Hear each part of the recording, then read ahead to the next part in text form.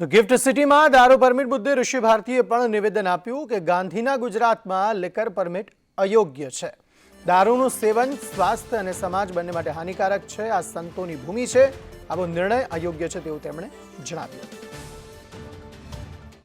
જો મારો વ્યક્તિગત અભિપ્રાય પૂછો તો આ નિર્ણય અયોગ્ય છે, કારણ કે આ ગાંધીનું ગુજરાત સંતોની ભૂમિ છે, સંત સતી અને શુરાની ભૂમિ છે। અહીંયા આવા નિર્ણયો અયોગ્ય જ કહેવાય। અને કદાચ ગુજરાત સરકારે વિશ્વના પરિપ્રેક્ષ્યને ધ્યાનમાં રાખીને નિર્ણય લીધો હોય તો એના માટે યોગ્ય છે, પરંતુ દારૂ પીવાથી તમે જુઓ તો માણસ એક તો દુઃખ ભૂલવા માટે, થાક દૂર કરવા માટે, મનને મારવા માટે અને દેખાદેખીથી દારૂ પીતા હોય છે। તો ગિફ્ટ સિટીમાં આ નિર્ણય લીધો છે તો વર્તમાન સમયમાં હું તો કહું ત્યાં પણ બે વિભાગ થશે, એક દારૂ પીવાવાળા અને એક દારૂ નહીં પીવાવાળા। તો એનું હું તો કહું મીડિયાના માધ્યમ દ્વારા 1 મહિનો એનાલિસિસ કરજો।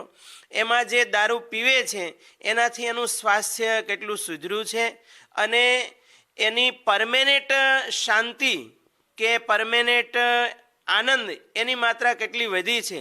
જો પરમેનેન્ટ આનંદની માત્રા વધે અને હંમેશને માટેનું સ્વાસ્થ્ય સારું થતું હોય તો હું તો એમ કહું ખાલી ગિફ્ટ સિટીમાં નહીં, આખા ગુજરાતમાં દારૂ પીવાની છૂટી આપી દેવી જોઈએ।